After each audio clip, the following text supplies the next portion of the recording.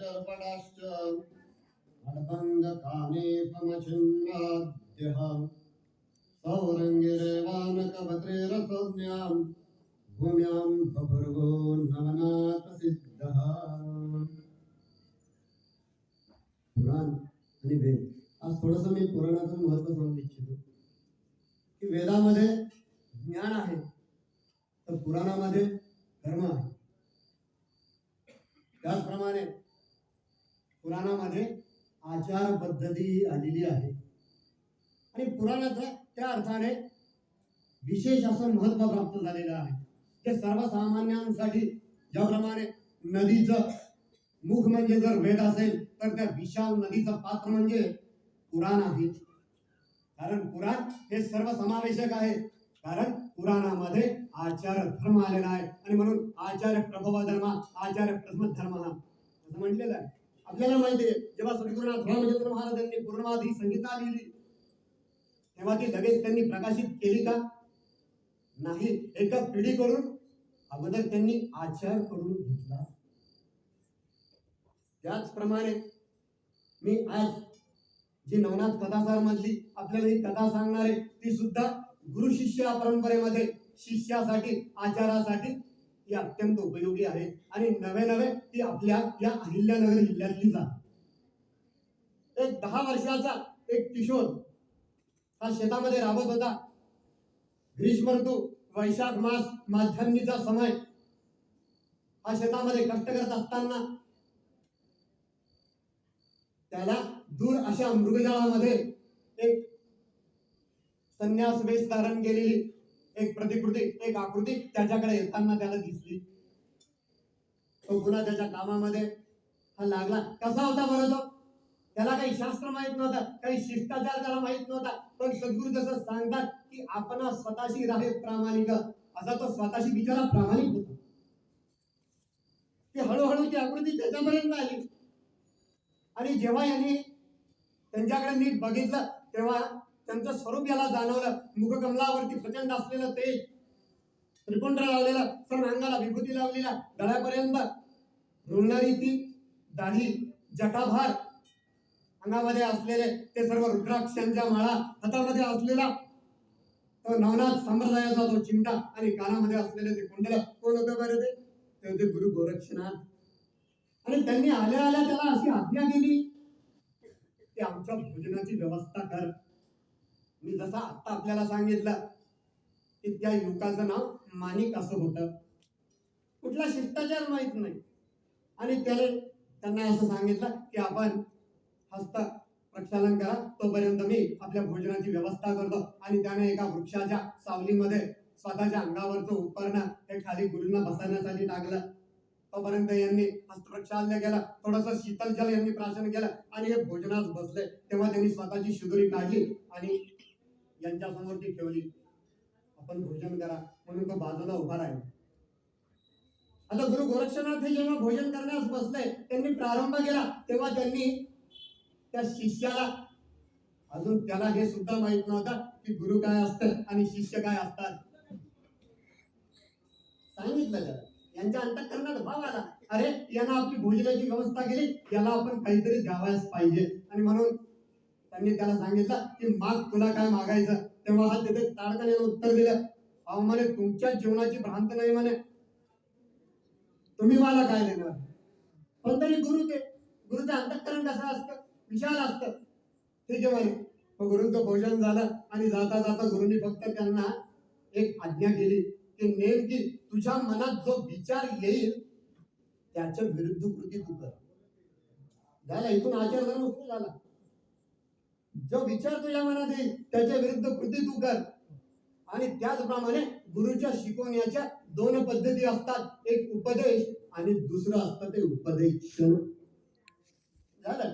गुरुची अमृत कृपादृष्टी त्याच्यावरती पडली आणि गुरु उठले आणि पुढे गुरुनी प्रस्थान सुरू केलं. गुरु चालले पण यांच्या अमृत कृपा दृष्टीनं याच्यामध्ये भाव जागृत झाला. थोडी सहजावस्था याच्यातली जागृत झाली आणि तो गुरुच्या त्या पाठमोऱ्या आकृतीकडे तो बघत राहिला. दूर दूर दूर पुन्हा एकदा ते दिसेनासे झाले आणि पुन्हा एकदा हा युवक याच्या कामामध्ये पुन्हा व्यस्त झाला.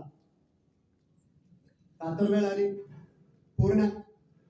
ते जेवढे त्याचे काम करण्याचे आयुध होते हे सर्व त्याने एका वृक्षाच्या दोलीमध्ये यानं ठेवले आणि संध्याकाळी आता हा घराकडे निघाला. नेमकी बांधावरती आला आणि याला ते शब्द आठवले की तुझ्या मनाला जी कृती करावीशी वाटते ना तिच्या विरुद्ध कृती तू कर. आणि हा तिथेच थबकला. किती वेळ उभा होता बरं तो? म्हणता सर्व दूर अंधाराचं साम्राज्य पसरलं. याला घरी जावं असं वाटत होतं. भूक लागलेली होती, तहान लागलेली होती, पण गुरुची आज्ञा होती की जी गोष्ट तुला करावीशी वाटते ना नेमकी तिच्या विरुद्ध कृती तू कर. आणि आता काजवे सुद्धा जमवायला लागले. मध्यरात्रीचा समय झाला. हळू याच्या श्वासावरती नियंत्रण प्राप्त झालं. मंदा मध्यरात्र समजून उत्तरात्र ही सरळ आली. दूर कुठेतरी शुक्राची चांदणी उगवली आणि म्हणता याची आता हळूच समाधी लागली. किती वेळ होता बरं त्या जागेवरती? एक सप्ताह, एक पंधरवडा, एक मास, षणमास, एक संवत्सर, षटसंवत्सर, नवरे एका तपापर्यंत हा तिथे गुरुची वाट पाहत होता आणि त्याची भावसमाधीची जागृती झाली. मग मध्यंतरीच्या काळामध्ये गुरु गोरक्षनाथ, मग पुढे बऱ्याचशा कथा या नवनाथ ग्रंथामध्ये आलेल्या आहेत की ज्याच्यामध्ये चौरंगीनाथ यांची सुद्धा कथा झालेली आहे. आणि त्यानंतर मच्छिंद्रनाथ हे सुद्धा काशीला गेलेले असताना त्रिविक्रम राजाची कथा तिथे घडून गेलेली आहे. आणि त्यानंतर या सर्वांसोबत येत असताना हळूच गुरु गोरक्षनाथांनी मच्छिंद्रनाथांना आणि चौरंगीनाथांना आता हे तीन नाथ सोबत येतात. पुन्हा याच गावी हे येतात आणि यांनी हळूच या गुरु गोरक्षनाथांनी मच्छिंद्रनाथांना या युवकाबद्दल माहिती दिली. आणि हे आता जसे त्या युवकाच्या जवळ येत आहेत, शेताच्या जवळ येत आहेत, हळूच गोरक्षनाथ हे जे होते एका वृक्षाच्या आड लपले.